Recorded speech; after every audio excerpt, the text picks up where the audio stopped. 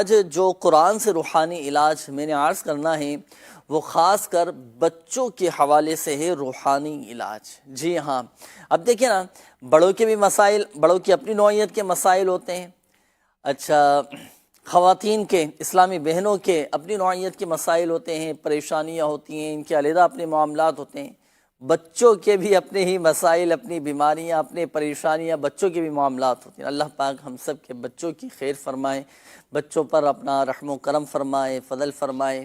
اللہ پاک ہمارے بچوں کو بھی عافیت اور سلامتی نصیب فرمائے۔ آج بچوں کا روحانی علاج انشاءاللہ الکریم میں عرض کروں گا۔ یوں سمجھیے ناظرین، بچوں کے چاہے نظر بد ہو یا جو بھی مسئلے مسائل ہوں بچوں کے نا، یعنی ہر قسم کے شر سے بچنے کے لیے بچوں کے لیے ایک خاص روحانی علاج میں عرض کرنے لگا۔ اگر بچے بیمار ہو جاتے ہوں، نظر بد لگ جاتی ہو، بچے پڑھائی میں دلچسپی نہ لیتے ہوں، بچے ذہنی کمزوری کا شکار ہوں، آنکھوں کی کمزوری ہو، جسمانی طور پر بچے کمزور ہوں، بچے روتے ہوں، بلا وجہ بچے پریشان کرتے ہوں، بچے بری صحبت میں پڑ گئے ہوں یا کسی برے دوستوں کی صحبت میں پڑ چکے ہوں، یا اللہ نہ کرے کسی بھی حوالے سے بچوں کے کوئی بھی معاملات ہوں، آج ایسا وظیفہ میں عرض کرنے لگا ہوں۔ اگر بالخصوص والدین چاہے تو یہ وظیفہ نوٹ کر لیں اور یہ وظیفہ پڑھ کر اپنے بچوں پر دم کریں۔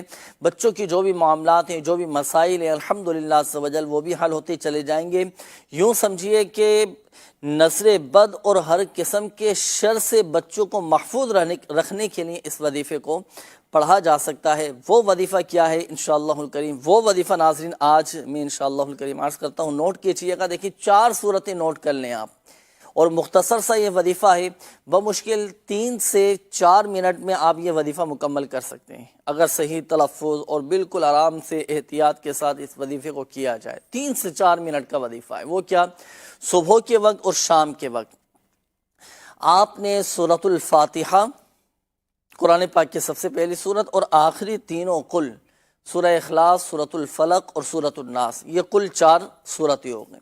یہ چاروں صورتیں آپ نے صبح و شام 3 مرتبہ اور بسم اللہ شریف کے ساتھ ہر صورت کی ابتدا کرنی ہے، پڑھ کر آپ بچوں پر دم کریں۔ اب نماز فجر میں جیسے اٹھے آپ نے یہ چاروں صورتیں 3 مرتبہ پڑھ لیں، پھر چاہے تو ظہر کے بعد پڑھ لیں، چاہے تو عصر کے بعد پڑھ لیں، کیونکہ یہ دونوں اوقات ایسے ہوتے ہیں کہ شام کی تعریف میں آتے ہیں۔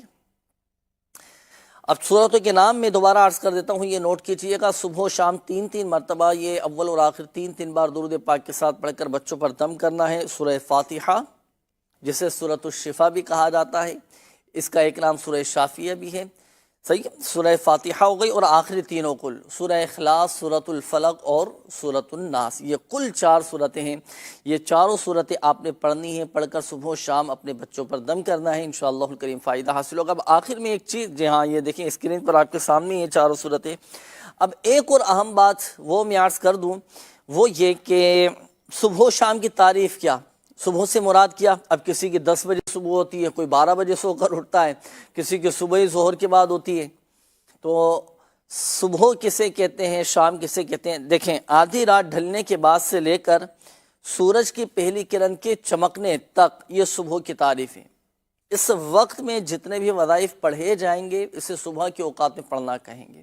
اب اس کو آسان الفاظ میں یوں سمجھیے، آپ فجر کا وقت شروع ہونے سے پہلے بھی پڑھ سکتے ہیں، فجر کا وقت شروع ہو گیا اس وقت بھی پڑھ سکتے ہیں، نماز فجر ادا کرنے کے بعد بھی آپ یہ وظیفہ پڑھ سکتے ہیں، لیکن سورج نکلنے سے پہلے آپ نے مکمل کرنا ہے۔ یہ صبح کا وقت ہو گیا۔ اب شام کیا؟ ابتدائی وقت ظہر سے لے کر، یعنی جیسے ہی ظہر کا وقت شروع ہوا اس وقت سے لے کر غروب آفتاب سے پہلے تک آپ نے یہ وظائف پڑھنے۔ اب اس پورے اوقات میں جو بھی وظیفہ پڑھیں گے اسے شام میں پڑھنا کہیں گے۔ اب اس کو آسان الفاظ میں یوں سمجھیے کہ اب ظہر کے بعد بھی آپ پڑھ سکتے ہیں، عصر کے بعد بھی آپ پڑھ سکتے ہیں، لیکن غروب آفتاب سے پہلے پڑھنا ہے۔ یہ پڑھیں، انشاءاللہ الکریم بچوں کے بہت سارے مسائل، بہت سارے الحمدللہ عز و جل بیماریاں وہ حل ہوتی چلی